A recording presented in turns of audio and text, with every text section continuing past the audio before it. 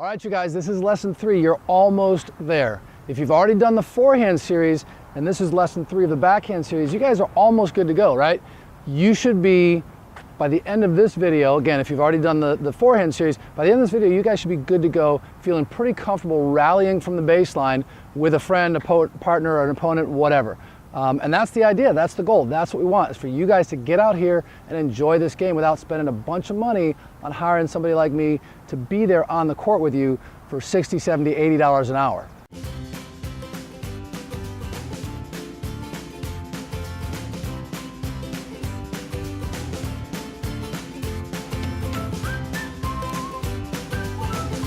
So we're back here on the baseline now. This is the full court, 78 feet from me to my opponent. We're going to work today on what I call integrated recovery, and then we're going to touch a little bit on aim and directional control. Okay, so as always, your footwork, it's going to make a huge difference, you guys. I would say that back here, if I'm playing, I want to be taking between 4 and 6 steps between every single ball that I hit, right? And what that means is that if I'm out here, I hit a backhand, boom, 1, 2, 3, 4, 5, 6, 7, 8, 9. So that was actually 9 steps in between shots, right? Does it have to be 9? No, but let's try to at least get like 4, 5, 6 steps in between each single shot that you hit, and that's going to give you, again, better balance, better position, and better results. Okay, so let's talk about the swing. All we're doing is adding a little bit of length, right? Now, we're further back, so you guys are going to have to adjust that string position. Generally speaking, you're going to have to open those strings a little bit, but be careful because you don't want to do it too much. We're swinging a little bit bigger now. We've got a little bit more power on that ball, so if we open it too much, we're just going to fly that ball way, way, way past the other baseline. We don't want to do that. We also don't want to just launch the ball, moonball the ball into the air. That's not a whole lot of fun. So tinker with your string position, tinker with your swing, the ramp of your swing, like where it starts and where it finishes, and see what works for you. But mess around with that a little bit until you find a comfortable string position and swing path. Okay, but here are the swings, right? So if I'm in my lesson 1, we're here. Lesson 2. And now finally lesson 3.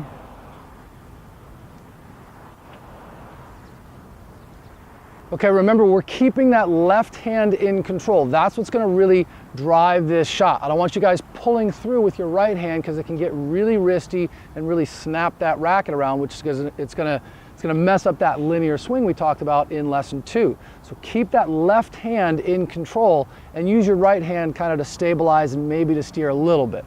Okay, so this integrated recovery thing, what does that mean? Basically all it is that we want to make sure that our recovery is part of our shot, just like our backswing and our follow through, okay? So when we started in lesson 1, the idea was turn, step, swing. Now it's really turn, move, step, swing, recover. Okay, we got to get back into position. The reason for that is that as we're further back, yeah, we've got more space, so maybe we've got a little bit more time, but probably not, because our opponents are going to start hitting the ball a little bit more firmly, right? So we actually could have less time, but there's more court to cover, right?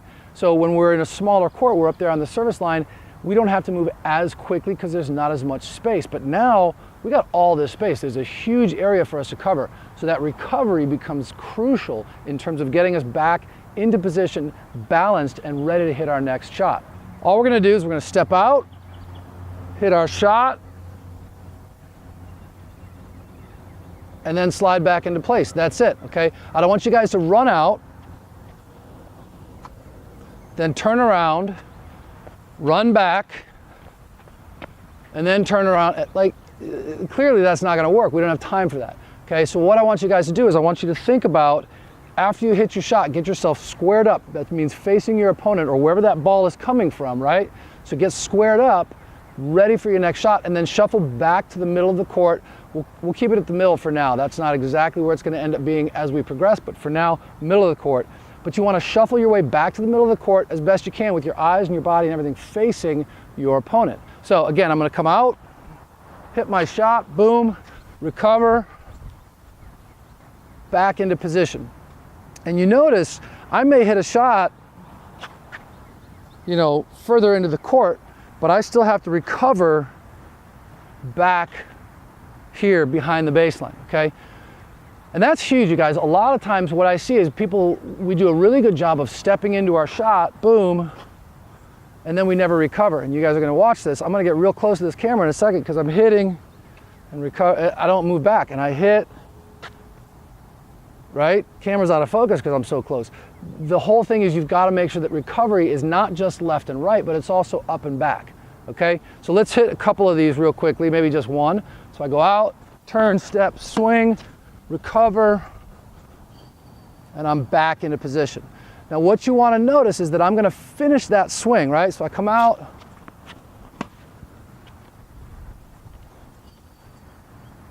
and then I'm back. What I'm not doing, okay, so integrated recovery, yes, I want it to be a part of the swing, but what I don't want is it for it to be too soon, okay? And what that looks like is this. You guys can see in that last swing there, I'm actually leaning back as I'm hitting the ball, and that can cause the ball to go flying on us. So make sure that you finish the swing, ball's gone, you've still got your weight transfer going in, and then we recover after that. So a way that you guys can help yourselves out here is to maintain that active ready position. We've talked about it before, making sure you guys are here, ready to go, right? So I turn and I hit, boom, and then I'm back here. So that recovery, we've got to get recovered, but we've got to make sure that we don't just plant when we come back. We hit, we recover, and then we're here ready to go for that next shot, giving that little kind of jump rope step. That's going to help you guys tremendously in your quickness on the court. Okay, so let's talk quickly about aim and direction, right? Using your hips and your shoulders to direct where that ball is going to go, okay? So if I want to hit this way, hips and shoulders towards my target, right? That little bit of an adjustment, that's where that's going to direct that ball. Now that's not everything. I've got to also make sure that I step towards my target, right? So I'm going to set a ball down, okay, and now based on where I want to hit that ball, I'm going to have to position and set myself up differently, okay? So my hips and my shoulders, right? If I'm here, okay, this is the ball that I want to hit, and I want to hit it over there, well, there's my hips and shoulders. That's not going to work, right? If I want to hit it over there, okay, there's my hips and shoulders. That one actually might work, right? I may have to back up a little bit, but I'm pretty good because I can now get my step towards that target. Right? But this other one over here I was talking about, that's not going to work. I'm going to end up having to reach, make an uncomfortable shot. So I've actually got to get around the ball, back up, move over a little bit. Now my hips and shoulders are lined up with the direction that I want to hit. Boom, and there we go. So remember, if you guys are trying to aim the ball, it's not just where your hips and shoulders line up. That just kind of gets it started. You also have to step towards that target, which means you've got to actually move your feet and get behind the ball and then move to where you want to go. I know this is a lot, you guys, but you've got this. I promise you do. Just practice it a little bit. Use the drills that we're putting in here. Get out with a friend and hit for a little bit. Keep it simple, keep it small, but you guys can make this stuff happen.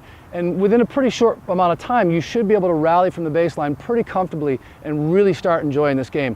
And what's cool about that is that the more you play, the more you enjoy it, the more you start to understand it, the more you actually want to learn, and the more you will improve. Okay, you guys. That's it. That's lesson 3 of our beginner backhand series. Hopefully by the time you finish watching this, you've done the other ones. If you've already done the forehand series, hopefully you guys are now on the baseline, rallying and enjoying this game a little bit. So send me messages, send me comments, let me know how it's going, what works and what doesn't, but also, are you having a good time out there? Get out there and practice. Let me know what you guys think, and I'll see you on the next one.